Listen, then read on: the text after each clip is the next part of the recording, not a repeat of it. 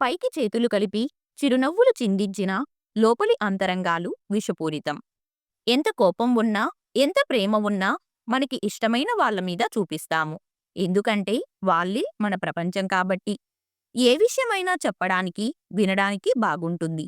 కానీ సర్దుకుపోవాలన్నప్పుడే సమస్య మొదలవుతుంది. అది దాటి నువ్వు వెళ్ళగలిగితే నీకు అడ్డే లేదు. ఆశించడమే మన చేతిలో ఉంది. అందుకుంటామో, వదులుకుంటామో తలరాతే నిర్ణయిస్తుంది. మనం పలకరిస్తే ఇబ్బందిగా పలకరించే వారికంటే, మన కోసం ఎదురుచూసి మరీ మన యోగక్షేమాలు తెలుసుకునే పలకరింపు చాలా గొప్పది. అవమానించిన చోటే అద్భుతాన్ని సృష్టించు. నీ సత్తా ఏమిటో వాళ్ళకి చూపించు. పైకి కనిపించే అలంకారం కన్నా లోపల ఉండే గుణం ముఖ్యం. విషం నిండిన బంగారు పాత్ర కన్నా తేనెతో నిండిన మట్టి కుండ ఎంతో విలువైనది.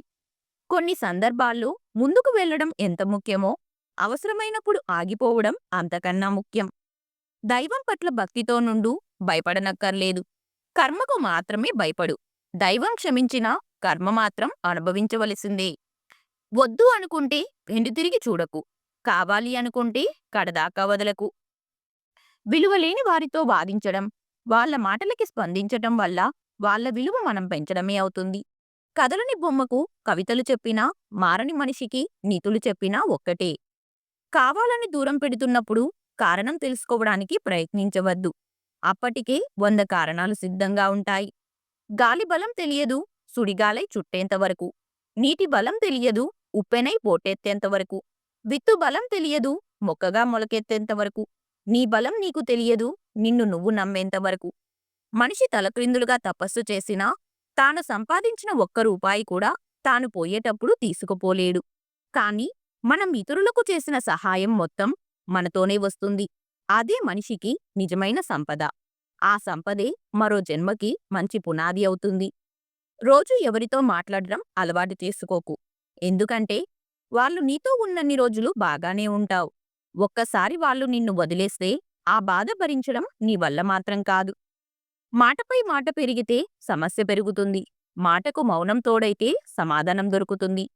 మన బంధాలు శాశ్వతంగా ఉండాలంటే ఎదుటివారు తప్పు చేస్తే క్షమించాలి. మనం తప్పు చేస్తే క్షమించమని అడగాలి. అన్ని విషయాలు బయటకి చెప్పలేము. అలాగే కొన్ని విషయాలు లోపల దాయలేము. అందరిలో కలిసి మన వ్యక్తిత్వాన్ని చులకన చేసుకోకూడదు. అన్నింటికీ మించి అందరితో అతి చనువు మంచిది కాదు. జీవితాంతం ప్రేమని నిలబెట్టుకోవాలనే ఆలోచన, తపన ఇద్దరి వైపు నుండి ఉంటే ఆ ప్రేమ ఎప్పటికీ విడిపోదు. అవసరం ఉన్నంత వరకే మర్యాదలు, ఎదురు ప్రశ్నలు వెయ్యనంత వరకే గౌరవాలు. అవసరం తీరిపోయాక అవమానాలు, అవహేళనలు, ఎదురు ప్రశ్నలు వేస్తే మన గుండెకే ఎదురు దెబ్బలు. ఇదే ఇప్పటి మనుషుల తీరు. కలివిడిగా ఉంటే క్యారెక్టర్ అంచనా వేస్తారు. చనువుగా ఉంటే చులకనగా చూస్తారు. మౌనంగా ఉంటే పొగరు అంటారు. ఉన్నది ఉన్నట్లు మాట్లాడితే విరోధిగా చూస్తారు. అవసరానికి మాట్లాడితే అవకాశవాది అంటారు. ఎలా ఉన్నా ఏదో ఒకటి అంటుంది ఈ పాడు సమాజం. మంచివాళ్ళు మన జీవితంలోకి వస్తే జీవితం మరింత మధురంగా ఉంటుంది. జీవితంలో కష్టపడితే సంపద వస్తుంది, హోదా వస్తుంది, గౌరవం వస్తుంది. కానీ దాన్ని నిలుపుకోవాలి అంటే గొప్ప సంస్కారం, మంచి వ్యక్తిత్వం ఉండాలి. కొందరితో అంతే. దూరమెంత ప్రయాణించినా దగ్గరవ్వలేము. జీవితంలో ఏ రోజు చివరిదో, ఏ మాట ఆఖరిదో ఎవరూ చెప్పలేం. వీలైనంత వరకు మన అనుకున్న వారిని పలకరిస్తూ ఉండాలి. వీలు చేసుకొని మరీ కలుస్తూ ఉండాలి. పుట్టుకతో వచ్చిన అంధత్వాన్ని నయం చేయగలం కానీ అహంకారంతో కళ్ళు మూసుకుపోయిన వారిని ఎవరూ బాగు చేయలేరు. మనిషిని ఆకలి నడిపించినంత కాలం ఏ రోగం లేదు. ఆశ నడిపించడం మొదలుపెట్టాకే అన్ని రోగాలు వచ్చాయి. ఆకులు ఎండినా, పూలు వాడినా, పండ్లు రాలినా చెట్టు బాధపడదు. ఎందుకంటే వేళ్లు బలంగా ఉన్నాయనే గట్టి ధైర్యం. జీవితం కూడా అంతే. నమ్మకం బలంగా ఉంటే చాలు. అందరిలోనూ మంచిని చూడటం నేర్చుకుంటే మనలోనూ అది ఎదుగుతుంది. 10 మందికి అర్థమయ్యేలా మాట్లాడటం కంటే 10 మంది మాట్లాడేది అర్థం చేసుకోవడంలోనే నీ గొప్పతనం ఉంది. చేతిలో ఉన్న రేఖల్ని చూసి చెప్పే జాతకాలను ఎప్పుడూ నమ్మకండి. ఎందుకంటే చేతులు లేని వాళ్లకు కూడా భవిష్యత్తు ఉంటుంది. మనం జీరోలో ఉన్నప్పుడు ఖాళీగా తిరిగే దోస్తుగాడు కూడా బిజీ అని బిల్డప్ ఇస్తాడు. బంధువులు రాబంధువులవుతారు. ప్రేమ పరాయి వ్యక్తికి లైఫ్ పార్ట్నర్ అవుతుంది.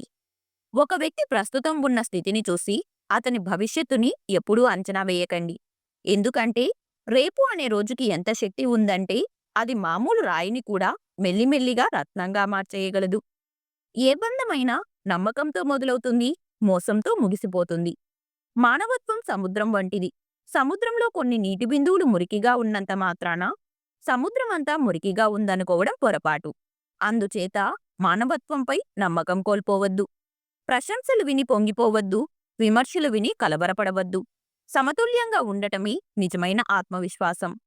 గొడవ జరిగితే కాని బయటపడవు. అసలు ఎవరి మనసులో ఏముందో చూడటానికి ఏముంది, అందరూ నవ్వుతూ పలకరించేవాళ్లే. అవసరం ఒకరిదైతే అవకాశం ఇంకొకరిది. ఆ కోపంలోనే మనిషి అసలు వ్యక్తిత్వం బయటపడుతుంది. కోపంలోనే మనసులో ఉన్న నిజమైన భావాలు బయటపడతాయి. ఈ వీడియో మీకు నచ్చితే please like, share and subscribe to our channel. అలాగే ఈ వీడియోలో మీకు ఏ క్వశ్చన్ నచ్చిందో తప్పకుండా కామెంట్ చేయండి. Thank you.